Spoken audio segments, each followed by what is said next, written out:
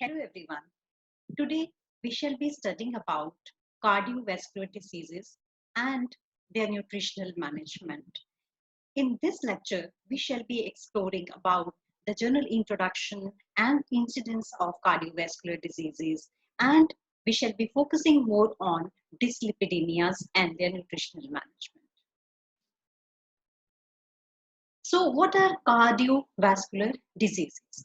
They are diseases of heart and blood vessels. And CVDs, they are a group of interrelated diseases that include atherosclerosis, hypertension, that is blood pressure, IHD, ischemic heart disease, which is also known as heart attack, peripheral vascular disease. Periphery means related to the peripheral parts of our body. They are our limbs, arms and legs, and then heart failure. These diseases, they are interrelated and they often coexist. That means we can see one disorder existing with another disorder. Now, CHD, coronary heart disease, it is the most common form of cardiovascular disease. Coronary name suggests that pertains to heart, and it is caused by atherosclerosis in the large and medium-sized arteries that supply oxygen and nutrients to the heart muscle. Of course, just like other parts of the body, our heart muscles, they also are supplied with oxygen and the nutrients through the artery. So when we are talking about coronary heart disease, we shall be handling the conditions pertaining to supply and any block in that supply when that happens in the coronary part. So that disorder is known as coronary heart disease. Now, CHD is a broad term containing a spectrum of diseases. So spectrum of diseases that will be associated with either the circulation of the blood to this coronary part, or some heart muscles or vessels of the heart. Now, let us see what is the prevalence. Prevalence of cardiovascular diseases. It is number one cause of death globally. So that shows how important is to know about cardiovascular diseases.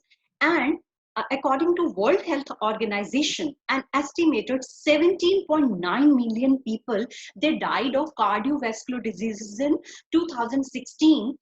That represented 31% of global deaths. And of these deaths, just see 85% they were due to heart attack and stroke.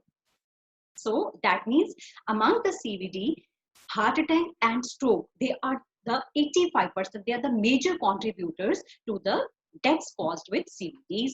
And out of the 17 million premature deaths, we call premature death when it happens before the age of 70 years due to non-communicable diseases. What are non-communicable diseases? These are the diseases which are non-infectious in the nature. So, for example, obesity, hypertension, cardiovascular problems, kidney problem, liver problem, they are all accounted in NCDs, non-communicable diseases. And in 2015, it was seen that out of all these deaths, 82% of these deaths were found in low income and middle income countries. And again, 37% they were caused by cardiovascular diseases. So here we can see that cardiovascular diseases, they are major contributors of deaths all over world. Now, over 3/4 of CVD deaths take place in low and middle income countries. So a country like India is also at similar risk. Now, let us focus more on dyslipidemia. That is the first disorder which we shall be discussing amongst CVDs. It is also known as hyperlipidemia, or dyslipidemia is a bigger term. That means imbalance of the lipids. So here what we see, it is more, the common form is hyperlipidemia. That means more than required amount of lipids in the blood. So what is dyslipidemia? Dyslipidemia, a blood lipid profile that increases the risk of developing atherosclerosis. So it is a lipid profile. That means range of lipids which are present in the blood and in some amount which can put us at a risk of developing atherosclerosis. Now, there are three important biochemical measurements in atherosclerotic cardiovascular disease. What are these three measurements? First is to see what is the percentage of lipoproteins, different type of lipoproteins in the blood. Second is how much is the total cholesterol present in the blood.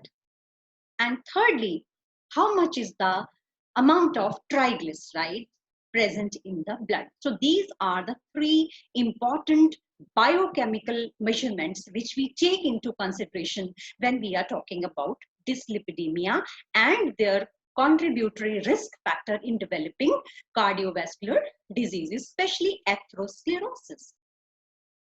Now, what are the reasons? What is the etiology of hyperlipidemia or dyslipidemia? The first positive factor is environmental factor. So what is the environmental factor? That they are also known as behavioral factor. They include diet, which is rich in saturated fats, and it could be excessive calorie intake, and it could be excessive alcohol intake, and sedentary lifestyle. These are the environmental factors or the behavioral factors which leads to dyslipidemia.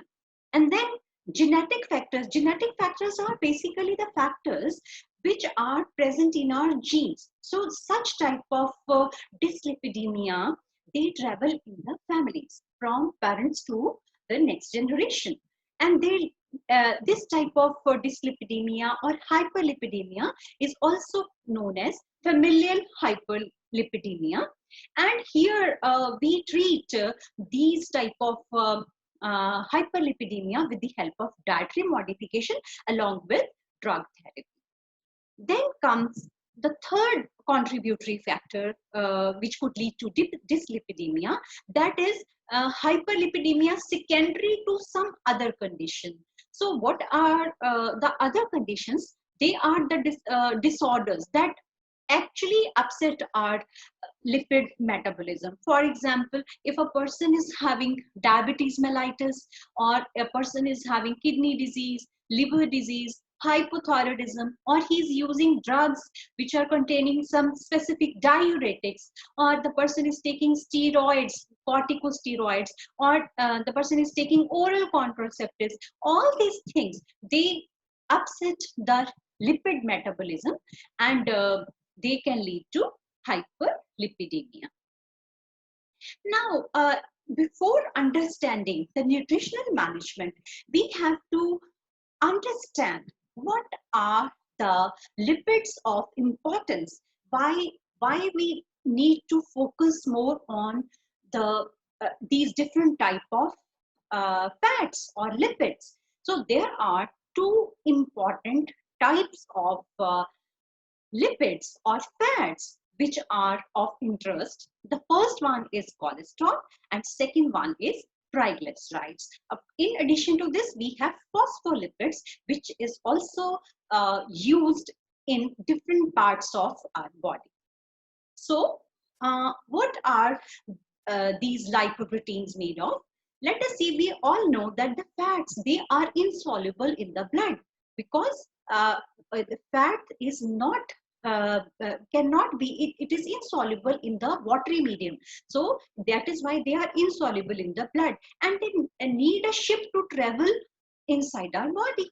So it is bound to proteins and they form complex material. That complex material is called lipoproteins. And cholesterol and triglycerides are they are derived from either food, we call them exogenous sources, or they are derived from liver, then we call this type of cholesterol and triglycerides as endogenous lipids. So here we can see the structure of lipoprotein. So it is the compound you can see here. These are the uh, cholesterol and triglyceride encased in a covering of proteins and phospholipids. So now let us see what are the different types of protein which are floating, which are ferrying the fat inside our body from one part to another part of our body. So there are 5 major classes of lipoprotein. First one is chylomicron, which contains 90% of triglyceride and 5% cholesterol. Then we have VLDL, very low density lipoprotein. Now, very low density lipoprotein, density means that will tell the amount, it will be the degree of lightness. So low density means that will float on the blood. So it contains 60% triglyceride and 10% cholesterol. Then we have intermediary density lipoprotein, IDL. They contain 40% triglycerides and 10% cholesterol. Then we have low density lipoprotein. It is of major interest now. It contains 10% triglyceride and it contains 45% of cholesterol. And then comes high density lipoprotein, which is also, we know, it has a good kind of cholesterol. It contains 3% triglycerides and 20% cholesterol. Now let us see what is the physiological role of these lipoproteins.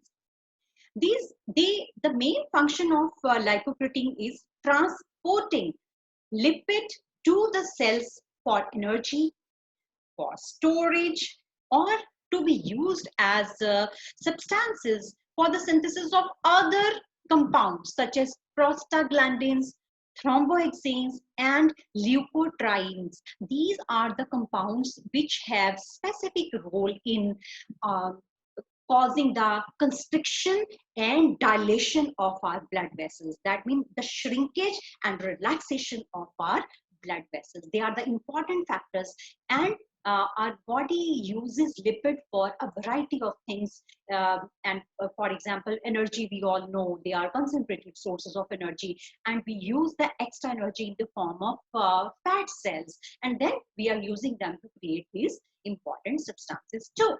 Now, here, let us see what are these chylomicrons.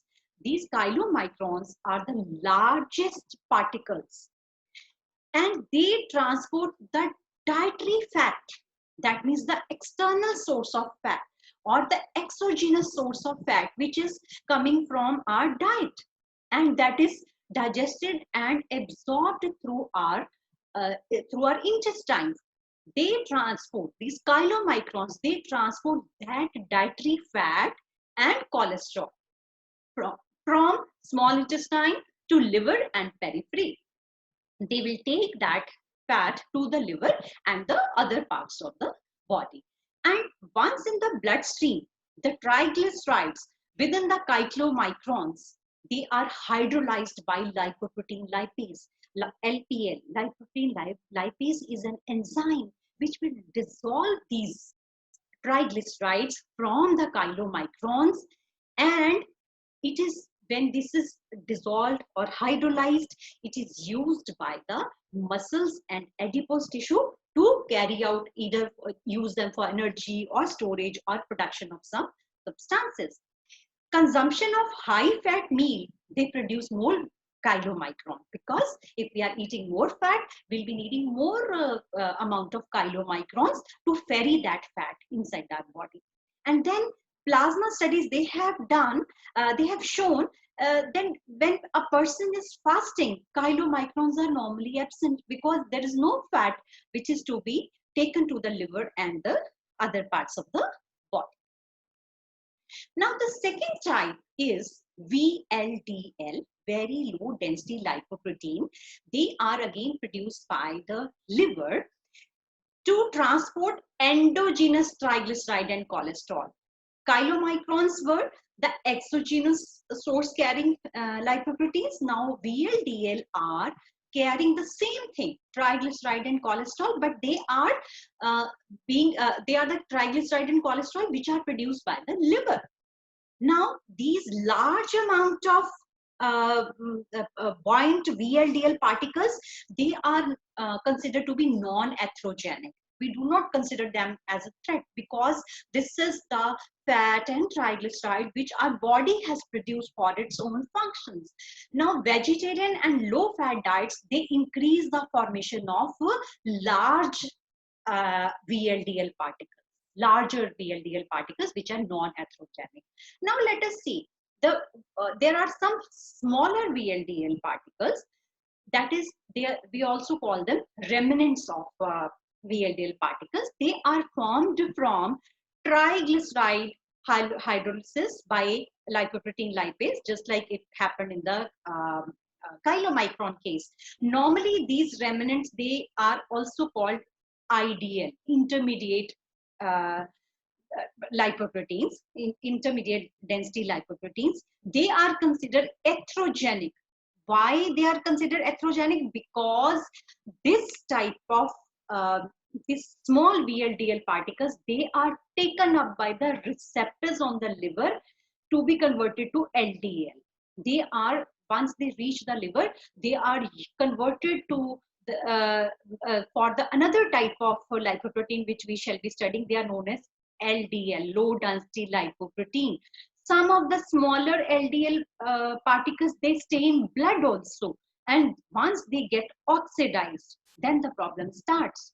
These LDL, the cholesterol lying in this LDL that gets oxidized, they are taken into the arterial wall, where they start the clogging of the arterial wall, leading to atherosclerosis. Now clinically, we see total triglyceride level as a measurement of triglyceride, whether they are in VLDL or they are in IDL remnant, whether they are in the internal sources of the triglyceride or they are the external sources of the triglyceride. Now we come to the important lipoprotein which we study most about this when we are studying about the atherosclerosis. That is known as LDL. That is a primary cholesterol carrier in the blood. This is what we have to remember. And it is formed by the breakdown of VLDL. We have already seen that the small VLDL, that is, once that releases the triglyceride, that becomes IDL and ultimately converted to LDL.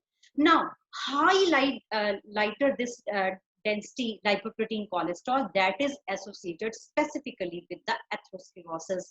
After the LDL formation, 60% is taken up by the LDL receptor in the liver, adrenal gland and other tissues.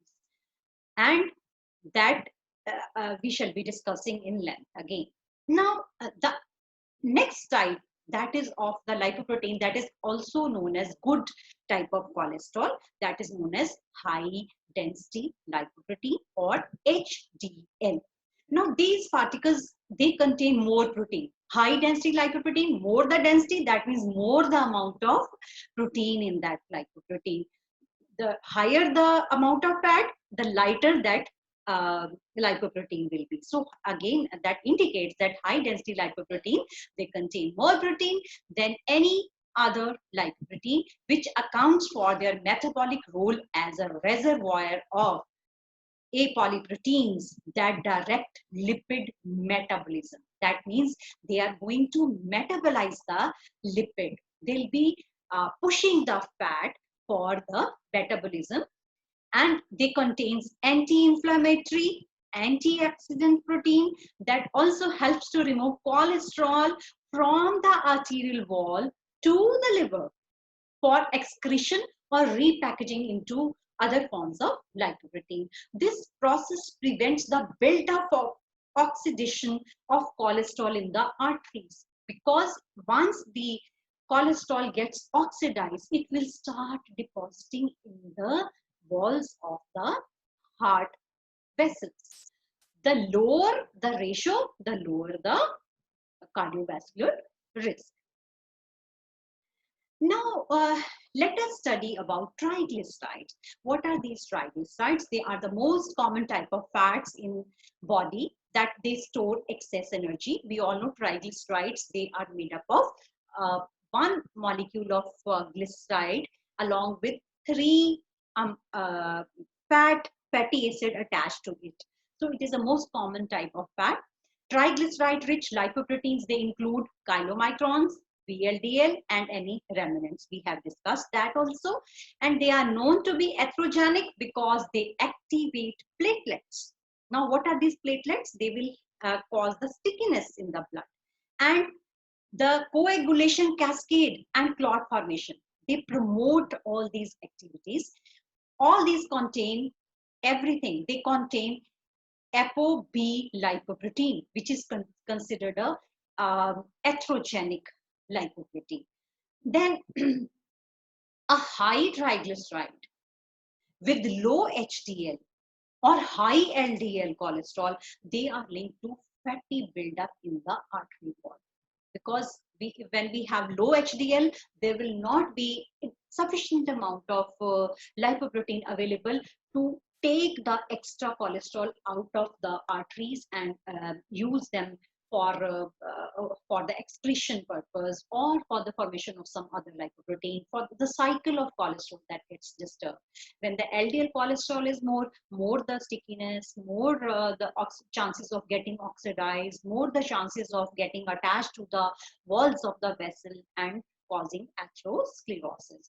So when triglycerides, they are increased, whenever they are increased, they are in the either when a person is obese, or a person is physically inactive, or the person smokes a lot, and a person drinks alcohol, and if a person has poorly controlled diabetes or consumes a very high carbohydrate diet, all these things, they increase the triglycerides.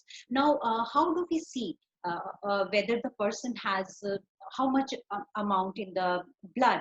So if the person has less than 150 milligram per deciliter triglyceride, we consider them normal. 150 to 199, they're considered borderline high. 200 to 499, they are considered high, and more than 500 milligram per deciliter, that is considered very high amount of triglycerides. Now, let us see what is the total cholesterol. We have studied about the cholesterol, and it is considered in the how it is transported within the body in the form of different lipoproteins, in which it is encased in the proteins. Now, total, once we see what is the serum total cholesterol, we just remove one component, that is HDL, because we know that is the good cholesterol. We will remove that. Now we will see total cholesterol is HDL minus VLDL cholesterol, that is very low density lipoprotein, plus LDL. And when we have high level of VLDL or LDL cholesterol, we consider it that the person is at higher risk of developing atherosclerosis. Now, cholesterol is delivered into cell walls by low density lipoprotein, we all know, and especially the smaller particles. Remember, I told you that the VLDL, the smaller amount of VLDL, they carry cholesterol. And now, to attract and stimulate the macrophages, the cholesterol must be released from the LDL particle and oxidized. Now, what happens that once that case of lipoprotein that is broken, the cholesterol will be released. It will be oxidized because it will be mixed with the oxygen. Now, that increases a process, that initiates a process of inflammation, a kind of swelling, a kind of constriction that will start in the heart muscles. Now, these macrophages, they must move the excess cholesterol quickly into high density lipoprotein. If that released cholesterol is quickly flushed back into high density lipoprotein. It will go back to the liver and it will not harm the walls of the vessels. If that doesn't happen, if we don't have sufficient amount of HDL, what will happen? That cholesterol will be attacked by the macrophages that oxidize, because once the cholesterol gets oxidized, macrophages, they will try to engulf, that is try to use that uh, cholesterol, and they will become foam cells, because macrophages, they will eat up that cholesterol, that will encase that cholesterol, and foam cells will be formed. And once these foam cells, they are collected, they will lead to atherosclerotic process. So a typical dyslipidemic condition is the one in which LDL level is elevated, hyperlipidemia, and HDL level is low. Now, let us see what are the symptoms. Usually, just like other problems, just like other diseases, we cannot make out, even a lean person can have dyslipidemia. So, but main symptom that can be seen, presence of xanthoma, that is a yellowish swelling or nodule or in the plaque in the skin resulting from the deposits of fat. So that is the only symptom, but otherwise we may not know that the person has dyslipidemia or not, because it is independent. It cannot be seen easily. Now, what are the complications related to this dyslipidemia? We all know we have cardiovascular issues related to dyslipidemia. There are other complications we can say contributed to dyslipidemia, that is pancreatitis, atherosclerotic atherosclerosis, or asymptomatic coronary disease. Patient may not know he is suffering from heart problem. Excess of triglyceride, that is known as hypertriglyceridemia, and cholesterol, that is known as hypercholesterolemia. They are the usual problems of the increase in very low density lipoproteins and low density lipoprotein levels. Now, treatment and management of dyslipidemia or hyperlipidemia. So, goals of dietary treatment, that is, first one is to promote healthy diet pattern. That is the only solution. And second is to lower total and LDL cholesterol along with triglyceride. We all know we have to see that the total cholesterol that goes down, and especially focus will be on LDL cholesterol and triglyceride, and from them we have to increase one kind of lipoprotein, that is high density lipoprotein, and to reduce the risk of coronary artery disease. The goal of dietary management alone or in conjunction with the exercise or with the lipid lowering drugs, they are to reduce the total fat, saturated fat, and cholesterol intake. Now, the calorie intake has to be managed and it has to be individualized for the weight status. Here, we have to make sure that the person stays close to the ideal body weight, and we have to focus on variety, nutrient density, and the amount, the portion size, by selecting food from the all food groups. And we have to ensure that the person takes balanced diet to control dyslipidemia. Now here, let us summarize and we see what is the effect of different type of fats in the body. If we take high amount of saturated fats, it will increase cholesterol and naturally atheroma. There are more chances of getting the atheromatic formation. And then there will be less LDL receptors. That means the level of LDL cholesterol in the blood level that will increase. There will be other arrhythmia. That means there will be change in the heartbeat, and that can lead to accumulation of blood in different parts of heart, or irregular supply of the blood to some parts of the body, leading to thrombosis. then it will increase the lipid oxidation that will injure the coronary arteries, and it will increase the inflammatory factors. If the inflammation increases, naturally the chances of getting thrombosis or the thrombus, that is the clot, that will increase. And that saturated fat, they also lower anti-aggregatory prostacyclin. That means anti-aggregatory, that means there will be chance of more inflammatory items collecting together, sticking together, and causing the thrombus formation. There will be less HDL cholesterol, and they will increase the plasma triglycerides. So saturated fatty acids are not considered good for heart health. And if we take high cholesterol diet, it will increase plasma cholesterol, it will increase the LDL synthesis, and it will decrease the LDL catabolism by the cells. They will not, high cholesterol diet, that will naturally will not allow the LDL to be catabolized, and the level of LDL will be more, it will be higher inside our blood, leading to you can say the person will be more prone to get that CAD. Now, if a person takes low N3 fatty acid, again the person will have arrhythmia that will lead to thrombus formation. There will be high amount of fibrinogen. Fibrinogen is again a contributory factor for the CAD. There will be more chances of getting the fibrous plaque. There will be platelet aggregation. There will be higher amount of lipoprotein A. Again, it will be promoting the formation of plaque, and there will be more inflammation, and it will raise the high blood. It will cause the high blood pressure too.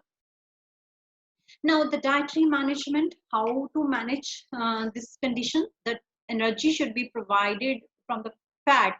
We have to make sure that it never exceeds 30%, lower the better. So we would like that it should be between 25 to 30% of the calories, they should come from the fats. And from the fats, we have to see how to further divide the fat from various sources.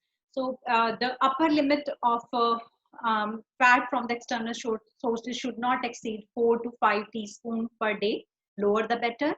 And we have to ensure that we take enough MUFA, that is mono unsaturated fatty acid, and we have sufficient PUFA, and we have good ratio of omega-3 to omega-6 fatty acid. And we have to see that the trans fats, they are restricted from 1 to 2 grams per day. That means they should be less than 1% of the calories. Now let us study them in detail. First of all, let us see what is the role of cholesterol.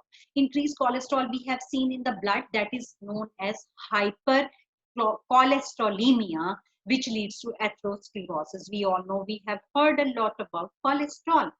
Now, what is this cholesterol? What are the sources of this cholesterol? It is a natural component of food and present only in animal kingdom. This is important thing to be noticed, that the vegetarian origin things, they do not contain any cholesterol in them. So the food rich in cholesterol are mutton, pork, ham, sausage, lamb, chicken, egg yolk, especially glandular meats like brain, liver, kidney, whole milk, cheese, ice cream, burger, desi ghee. They all contain cholesterol, but not the vegetarian origin things. Now, what are the saturated fatty acids? We know it increases LDL cholesterol, it lowers the LDL receptor activity, and it enhances inflammation. And in the fats which contain saturated fatty acids, palmitic and myristic acids, they increase the LDL cholesterol level. And after that, lauric acid, the fats which contain lauric acid, that will also contribute. Then stearic and medium and short chain, they have least effect on the cholesterol level. Now, saturated fatty acid, again, they are found mostly in the animal fats. They are white and marble-like solid at room temperature. 1 gram of saturated fatty acid that raises the serum cholesterol by 2.7 milligrams. So we have to make sure that the energy provided from saturated fat should always be less than 10% of the total calories. So the foods rich in saturated fatty acids are milk fat, butter, pure ghee, coconut oil, palm oil, margarine, vanaspati, red meats. So they all contain saturated fatty acids. Now, let's move to other form of fats. They are known as MUFA or mono unsaturated fatty acids. They are liquid at room temperature, and we wish that the person takes 10% of total energy from MUFA. They are considered good fats for us because they reduce the LDL level and they do not increase triglyceride and they do not affect the HDL levels. So they help in preventing atherosclerosis. So here, oleic acid is a mono unsaturated fatty acid of great clinical uh, relevance. And now, what are the rich sources of MUFA? We have peanut oil, we have rice bran oil, we have canola, olive oil, almond, gingerly, and mustard oil. They are considered good sources of MUFA. Now, let us see another one, another source, that is PUFA. There are few oils which are rich sources of polyunsaturated fatty acids. Now, these PUFA or the polyunsaturated fatty acid, they are of two types which are of interest. They are liquid at room temperature, and the first type is known as N6 or linoleic acid, and the other type is N3 or alpha linoleic acid. Now, N6 to N3, we have to make sure that the ratio of these two should be 4 to 1, or the N6 could be anywhere between 4 to 10, and with the ratio of 1 of N3. Now, let me tell you what are the rich sources of N6 and what are the rich sources of N3 and how to balance them, we know. And N6 rich fats, they are safflower oil, sunflower oil, sesame oil, corn oil. They are rich sources of N6. And then there are few rich sources of N3. They are canola oil, olive oil, rapeseed, mustard oil, soybean oil, fish oil, wheat, bajra, green leafy vegetables, methi, mustard, almonds, black gram, cowpea, lobia, that rajma and soy, walnut and flax, they are rich sources of N3. Now, here, uh, many studies they have been carried out to see the effect of N3 on the heart health, and they say that 2 servings of fish per week or 2 gram of fish oil that reduces the triglyceride and increase the high density lipoprotein. And if we consume hilsa, katla, ravas or black pomfret or sardine fish, they have beneficial effect on heart health. Now, another type of fatty acid which are found in some type of fat, they are known as trans fatty acid. They are trans fatty acids, they are pro-inflammatory in nature.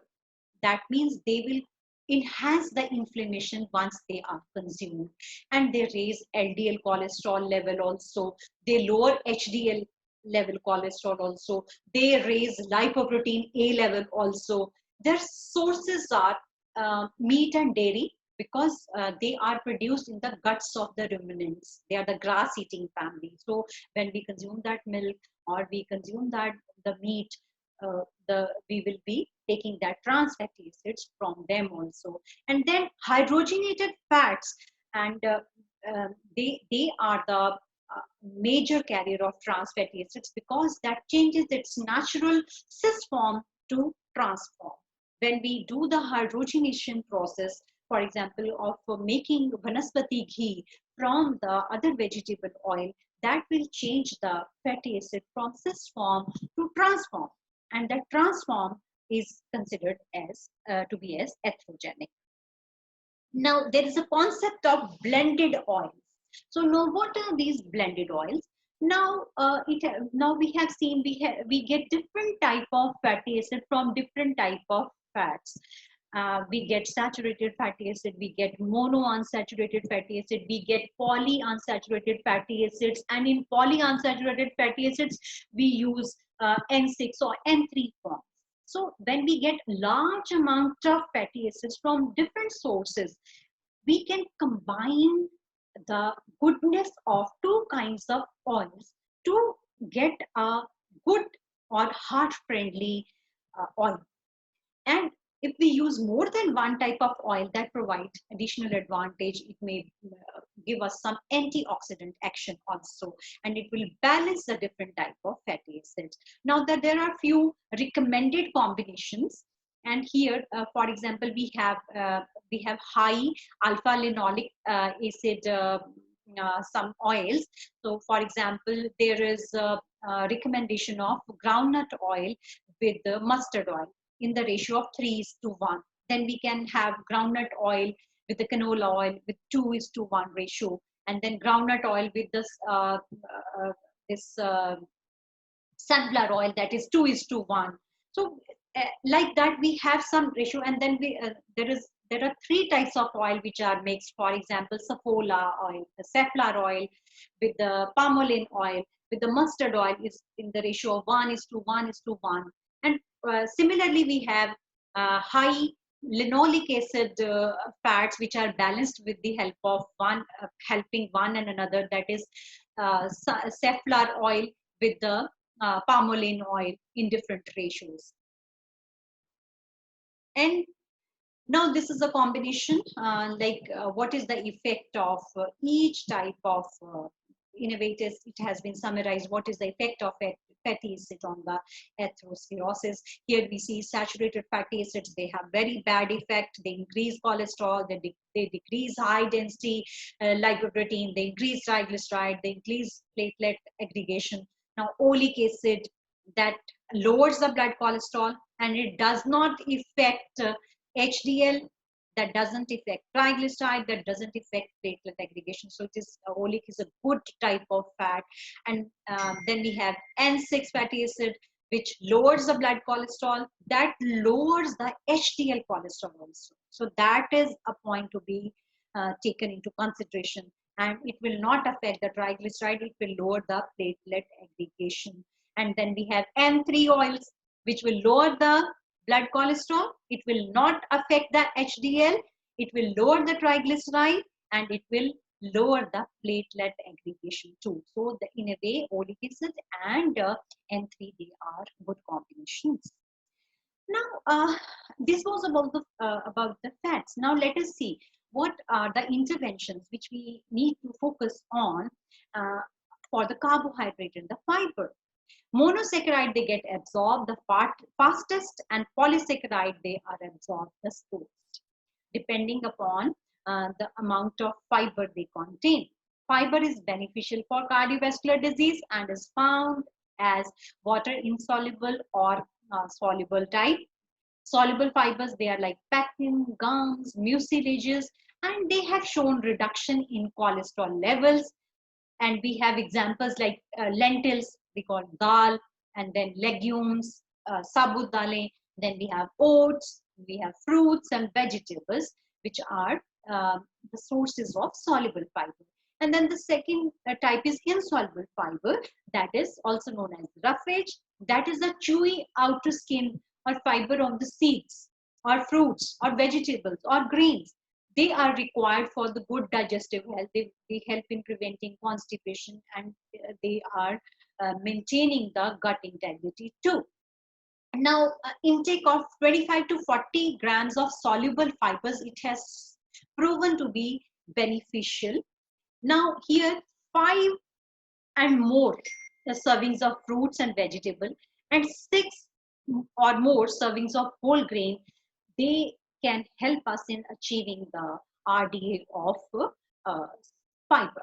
Now, soybean, they are also good source of fiber, and soy protein, it has some estrogenic effect also, which causes lipid lowering too. Now, about the proteins, the quality of protein that has significant effect on the serum lipoproteins.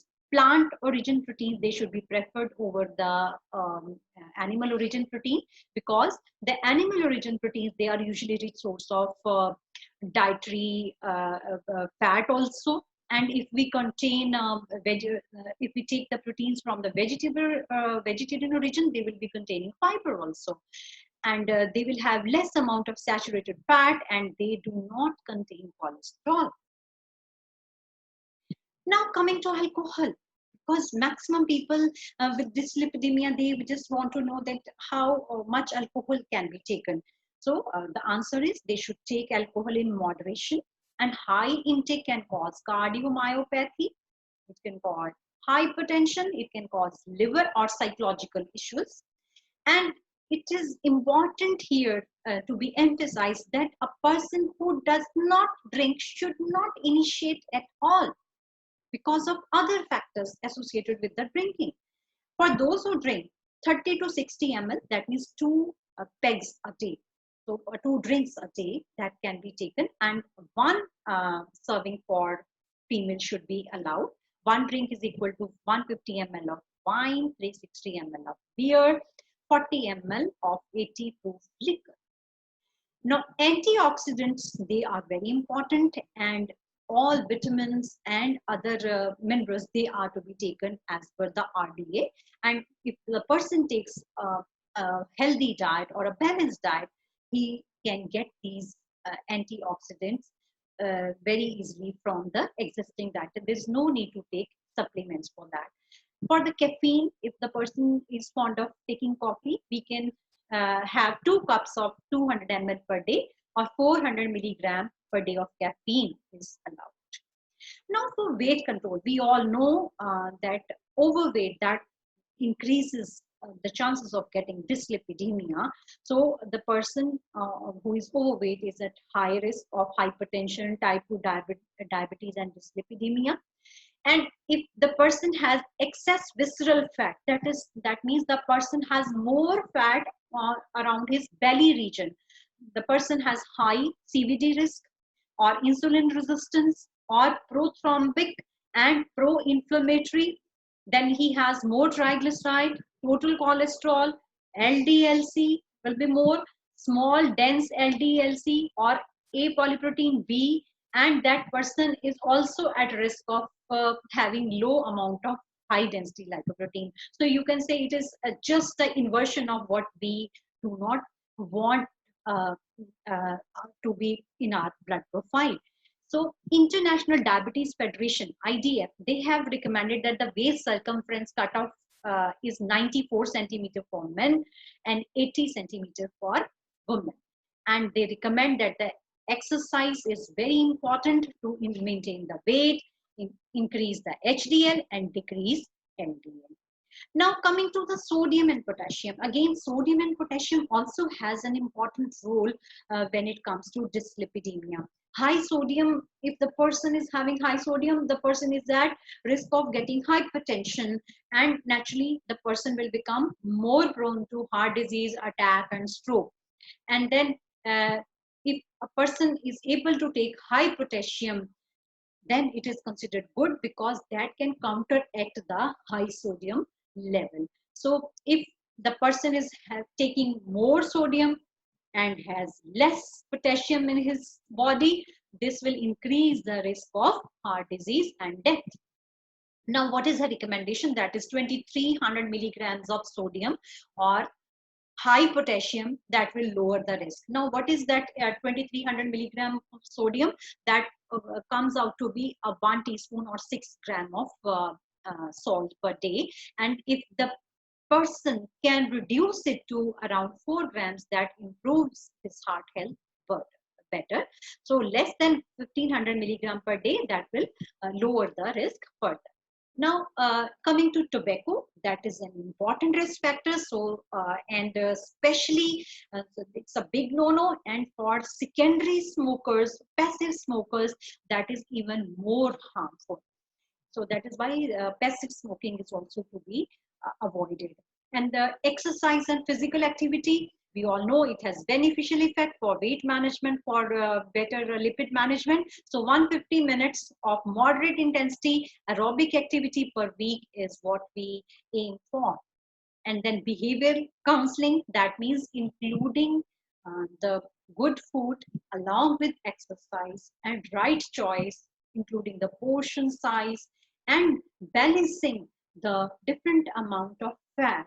They are a part of good counseling, and along with giving due focus to the mental health too. So healthy eating pattern, what we can suggest, we have Mediterranean diet pattern, which gives more importance to root and green vegetable. And then we have some good amount of total fat, 32 to 35% of calories coming from the fats, and that contains 27 to 37 gram of fiber. So they are the highlights of a Mediterranean diet pattern. And then we have DASH diet pattern, that contains high intake of vegetable, fruit, low fat dairy, whole grain, fish, low saturated fats and trans fats, and rich amount of potassium, magnesium, calcium, protein, and fiber. They are the salient features of DASH diet pattern. And then a healthy vegetarian eating pattern, it includes more legumes. That means peas and beans, sabut dal. And then we have soy products, nuts, seeds, dairy, and whole grains. And here vegetarians, few of them, they can include egg also to improve the protein content. So here we can see what is the principle of diet therapy. So now we have studied all. Let us see what should the principle of diet therapy.